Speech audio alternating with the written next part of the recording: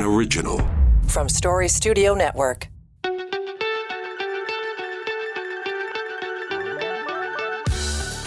Hi, I'm Dean Gation, and this is the Powerful Connections Podcast. Welcome to Season 2. For many years, my efforts as a service provider were focused on developing, planning, and building high-voltage projects. Whether it is transmission lines, substations, distribution systems, or connecting generation, projects with my involvement have been successful. My company, DGG5 Advising, is the opportunity maker you need for your energy and construction projects. This season, my guests and I will focus on specific topics of interest and bring them to light in interesting discussions.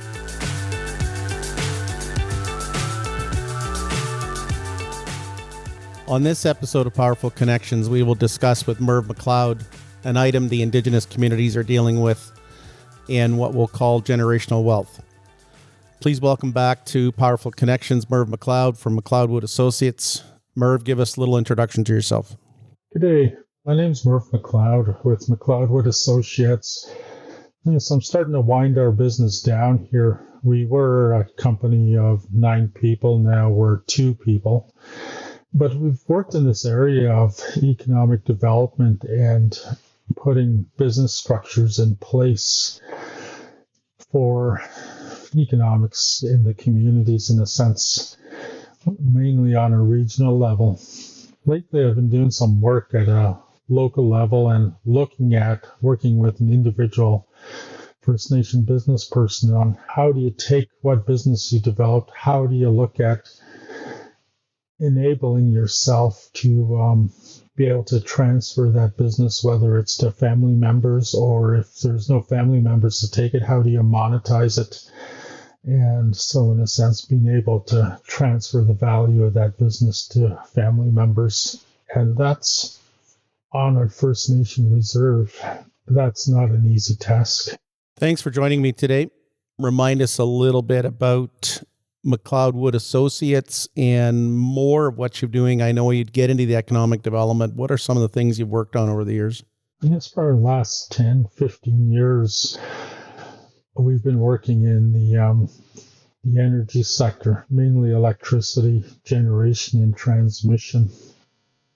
And on the coast, we worked with Five Nations Energy and its owners, the 3 local distribution companies, and the setup of those companies and put them in place. And they're still operating today. So I guess the basis that we put in place at least gave them a good start, and they were able to take it from there and turn those into successful businesses that supply power to the communities, employ local people, and continue to provide electricity and fiber services to those communities. We also work with a number of communities in northwestern Ontario on the east side of the Watay line. We worked with 6 communities during the building of the Watay transmission line, and we worked with a team to put a number of companies together, one to work on the line and put in place a structure or structures that would survive and live beyond the building of the line. And that is still going on. We're not as involved as we used to be. We tend to get involved in the front end. But the team that remains is building on the successes we had while the Watay line was being built.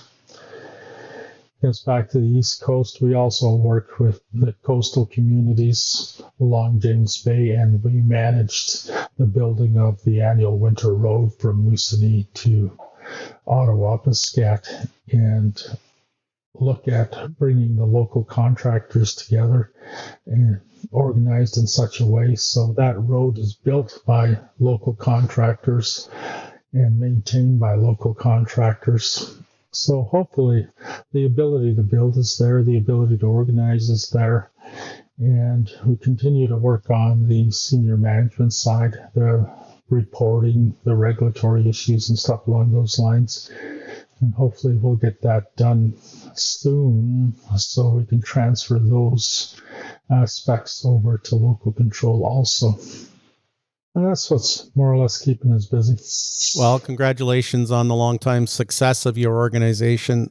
So, Merv, we've recently had a discussion on the big issues many First Nation communities and leadership are facing with the Canadian government's paying out of funds due to treaty-related settlements and how it is managed or even distributed within the membership. And the other additional items for individuals is how do you pass it on or create legacy funds for future generations, especially for business owners. And there are options, but there are many items most people do not understand that the First Nations communities and their members have to deal with. So today we want to focus on this general topic of wealth management, but the items and the struggles to create the best outcomes. So what are these items? And let's list them a little bit and talk about the things to consider or ponder. It's very hard to talk about this in a short period of time, but let's give it a shot. One of the things I think we're dealing with First Nations and First Nations business folks is the starting point is not that long ago. We hear about reconciliation. We hear about cultural genocide, assimilation, the Indian Act, the residential schools, and all those sorts of things.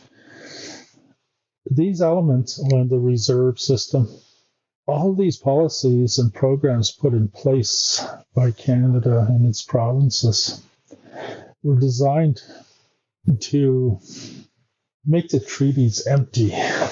When we look at the treaties that the First Nations signed with Canada and with the Crown quite a few years ago. Those were treaties between nations or nation states. And from that point on, Canada put in a series of policies that would eliminate the Indianness, for lack of a better term. I think the Supreme Court used that term, is to eliminate the Indianness within First Nations. Then they would just become, I guess, Canadians in a sense, but not First Nation people. And in that sense, that would leave the treaties empty. Even though the treaties live on forever, the treaties would have no corresponding people attached to them. That didn't happen. The First Nations survived.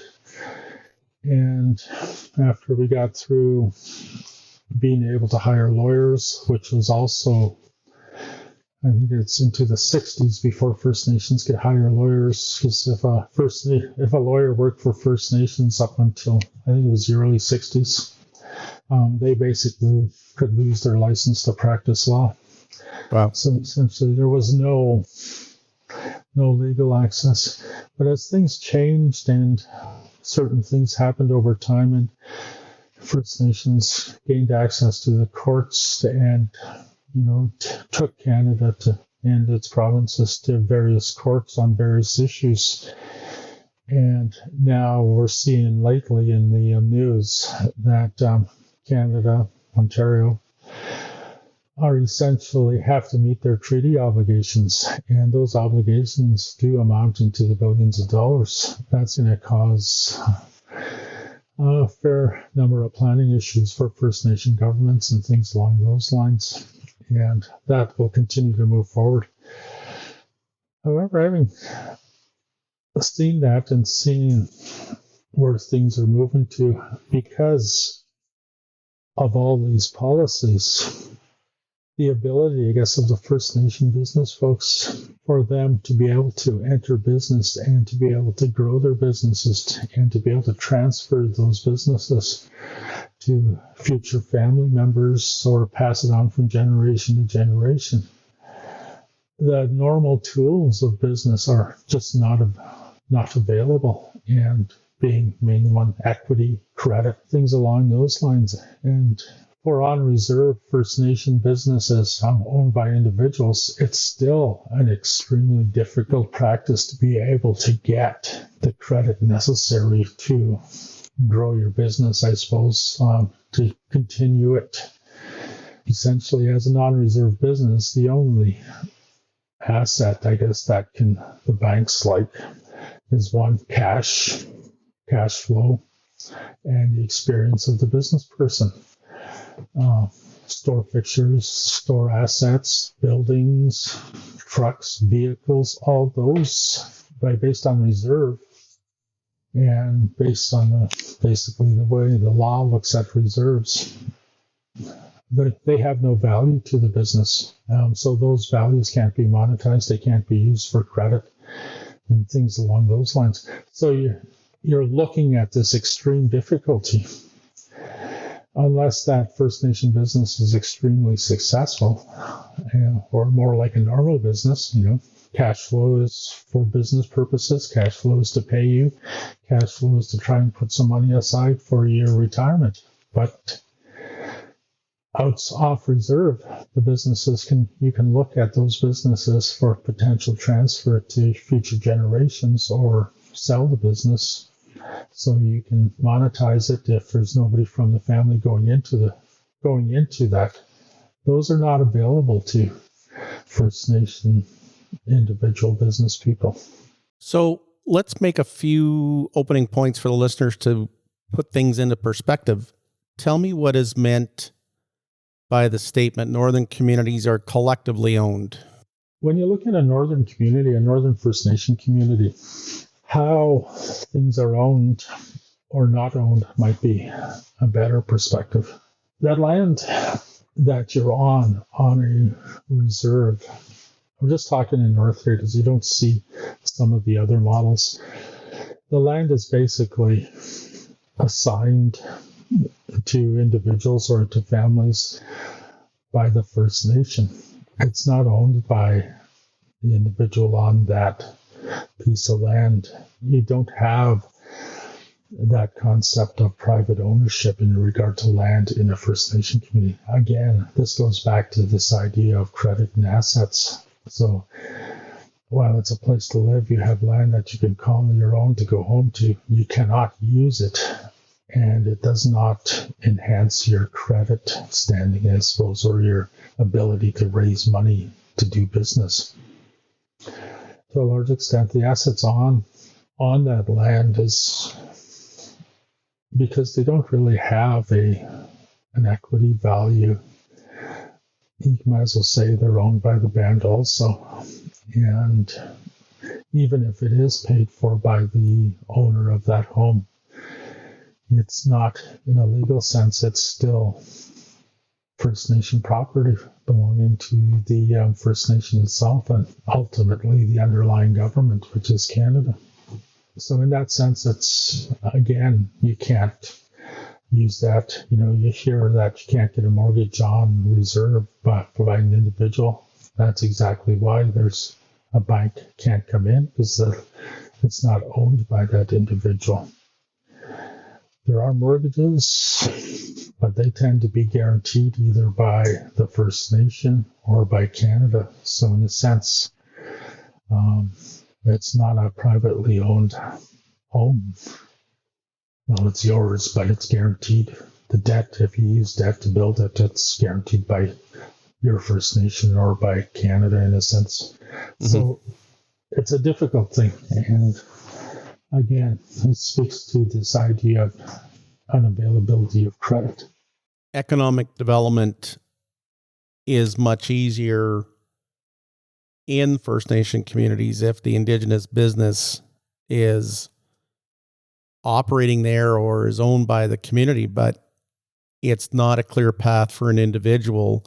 And your discussions of how does an individual become better off or even pass on legacy companies or even pass on an inheritance or anything to an individual because they can't really manage it or own it, so they can't sell it. How do First Nations pass on financial wealth to the next generation? Let's say there are First Nation individuals who have been successful, who move things on, but it's not as common as if you were living outside of a reserve and you owned your own property.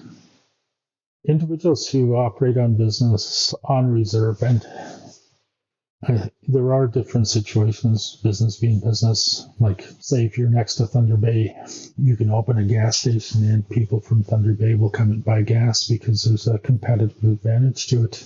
Mm-hmm. Or tobacco and other things, there's advantages. And you boil that down where you eliminate these geographic advantages.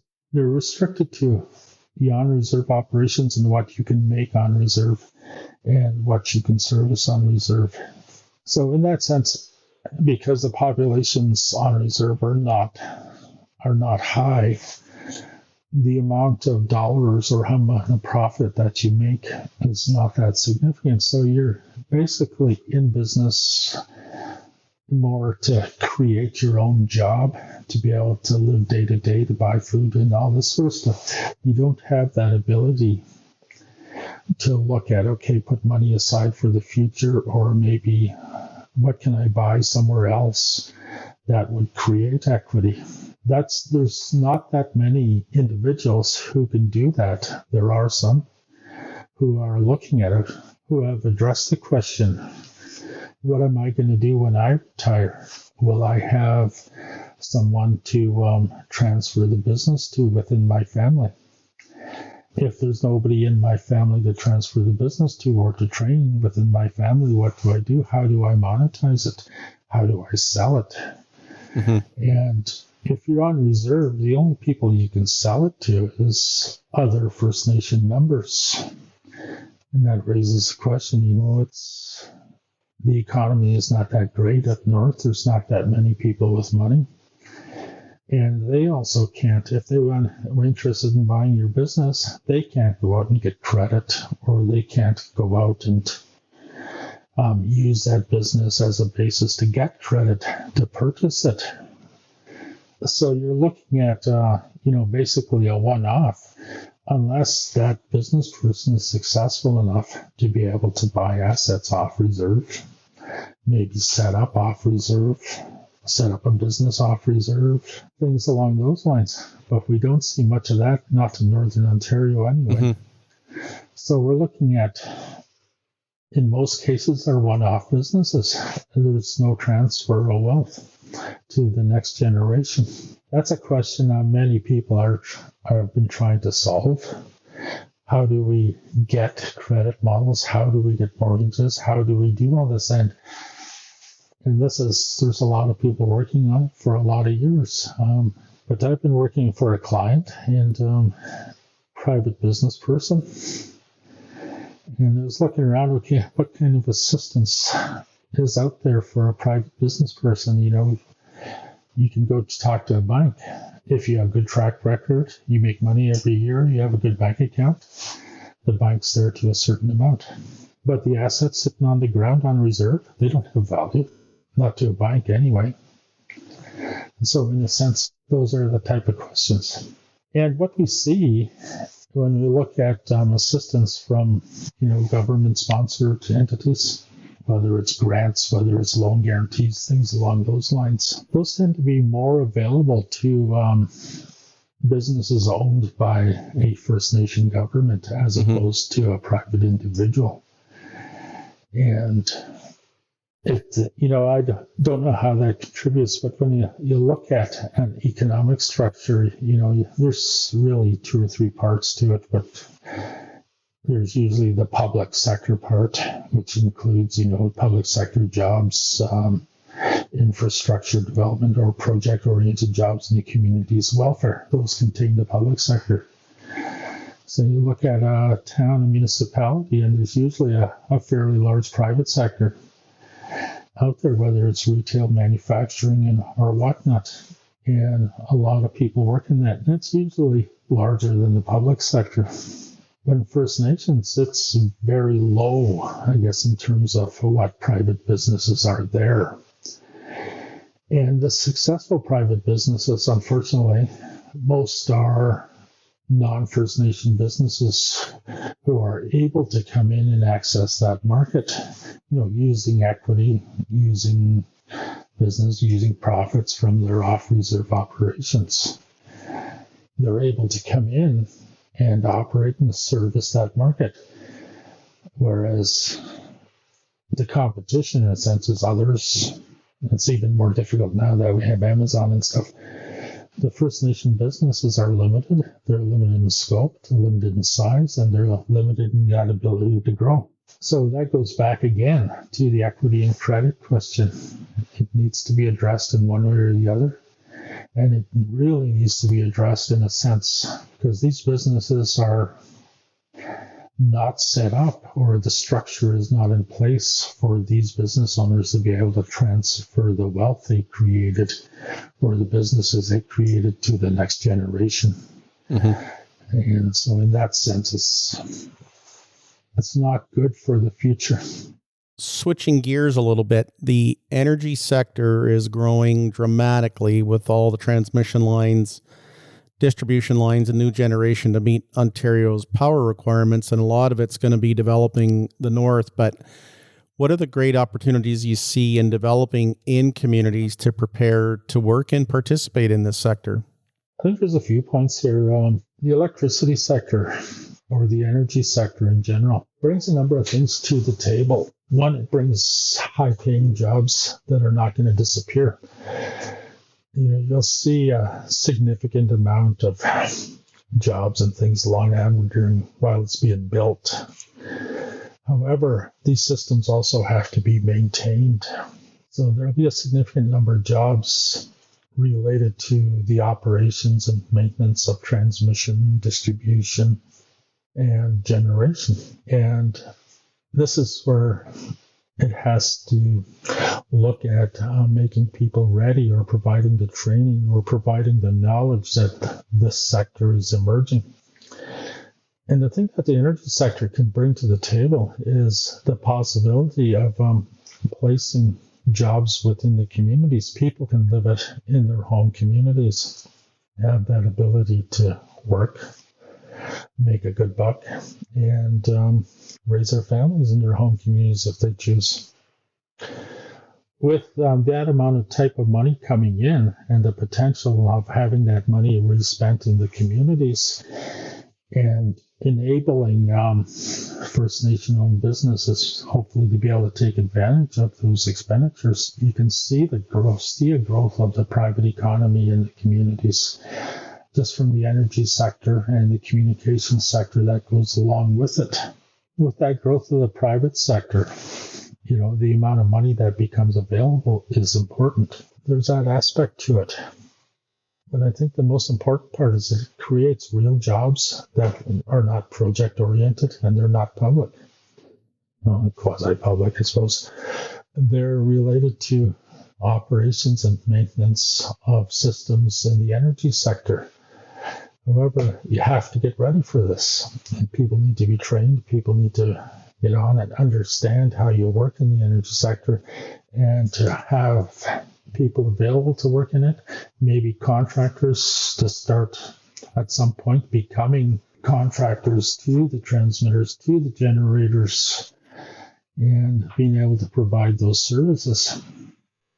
And in a sense, increase the amount of money that's on the ground in the communities, hopefully increase the amount that have that ability to have that money spent and respent in the communities before it exits, and create that economy. And where does it go from there? You increase the cash, increase the private sector. Potentially, as things move along, hopefully there's some success in creating credit instruments, banking instruments that can be available to individuals to build a home, to use their homes as assets, and things like that. I think that the energy sector has that ability to do it, and it doesn't seem to be shrinking, I suppose, with artificial intelligence and the need for data centers and things along those lines. It's just going to continue. The drive for electricity and the need for electricity. And that's what's driving it right now. And in a sense, I think I saw some numbers the other day that over the next 25, 30 years, Ontario itself needs to increase its generation capacity, or demand will increase by 40+%. And it has to be met by new generation, new transmission. So the sector continues to grow. And with the growth of data and computer use, the data centers will grow too, and it'll continue to drive. However, if we're going to take advantage of that from a First Nation perspective, we need to be part and parcel of it.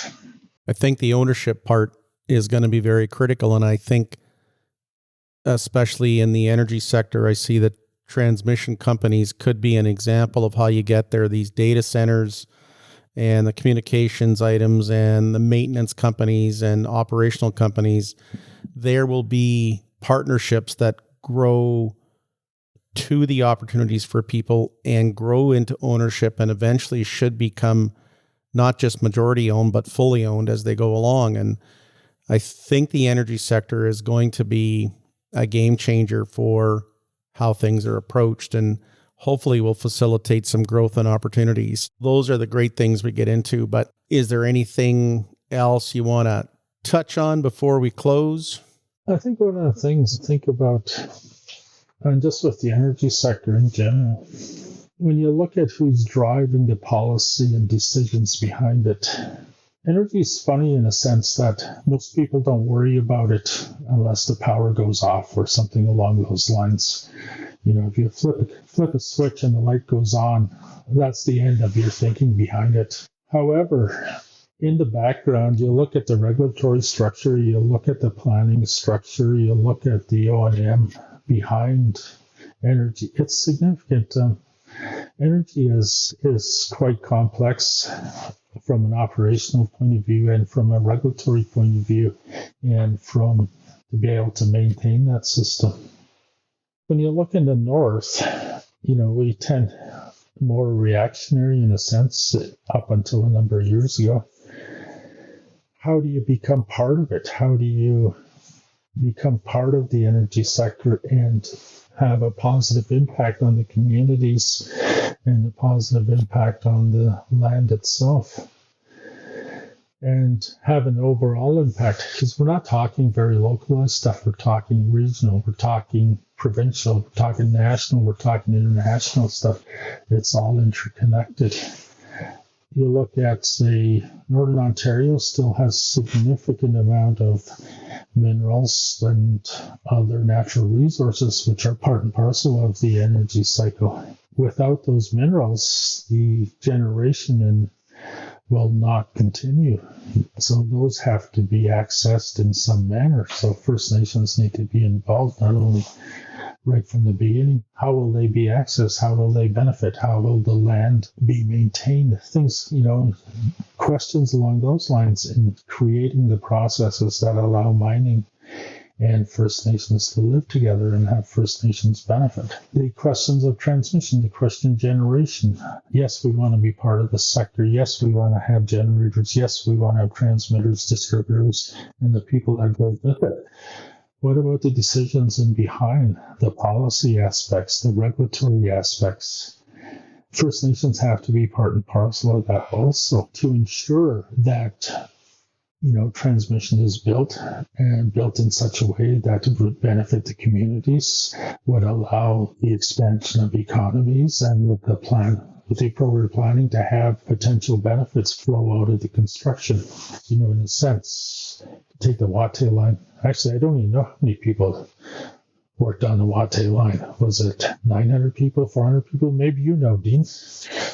I don't know the exact number. I know what our number would have been, probably in the 700 range. So, you know, you're in the 400 to 800 likely during construction, and then you'll have to figure out what's operationally you're going to do in each community. But it's a big impact, and you look at how you maintain that and grow it, because again, you got to find that opportunity where the funds are coming in because of the use, but you got to find somebody to use the power And that's where all the natural resources, minerals come in. You got to find somebody needing monster power to bring it in, because the communities themselves will grow and develop as they have permanent power.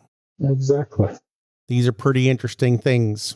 We've definitely got a lot of eye-opening items in this discussion, and I knew it would be. Appreciate your insight and thought-provoking discussion, and these could carry us through for many, many days talking about this, because there's so much to do yet. But I think the electrical and the utility industry is benefiting from your leadership and education, and I think your impact will be felt in the things we're doing. So thanks again. This has been a great episode of Powerful Connections. Thank you.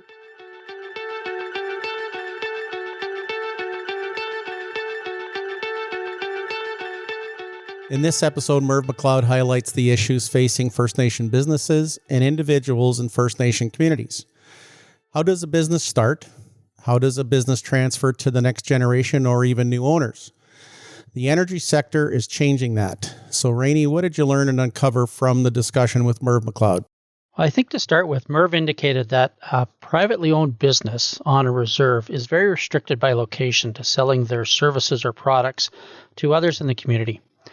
And that raised the question, with the economic opportunities that are limited in northern communities, there's not that many people with necessary resources to buy or invest in a business, is there?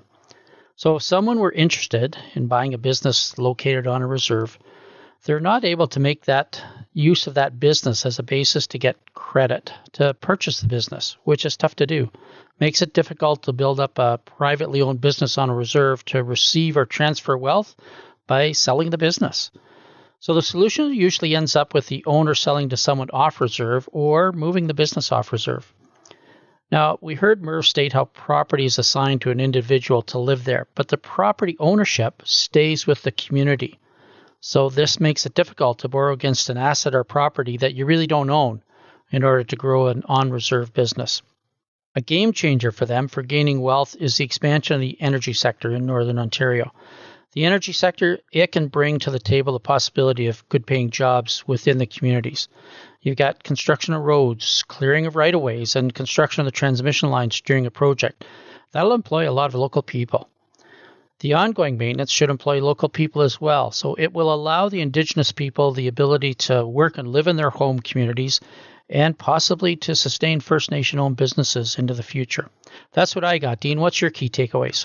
Thanks, Rainey. The key takeaways from the discussion with Merv are there needs to be more work in creating ways for Indigenous business to develop and grow on reserve. The energy sector developments are changing the opportunities for business to develop, the opportunity for equity ownership in the communities to create wealth. This continues the push by Indigenous leadership for programs of financial support and the creation of financial vehicles for Indigenous economic development and business creation.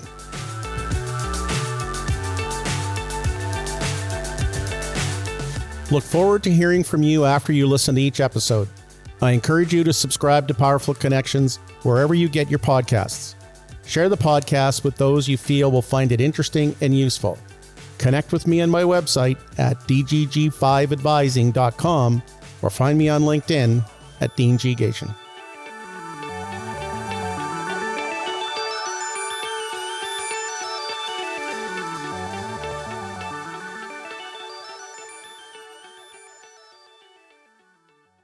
This is SSN. Story Studio Network.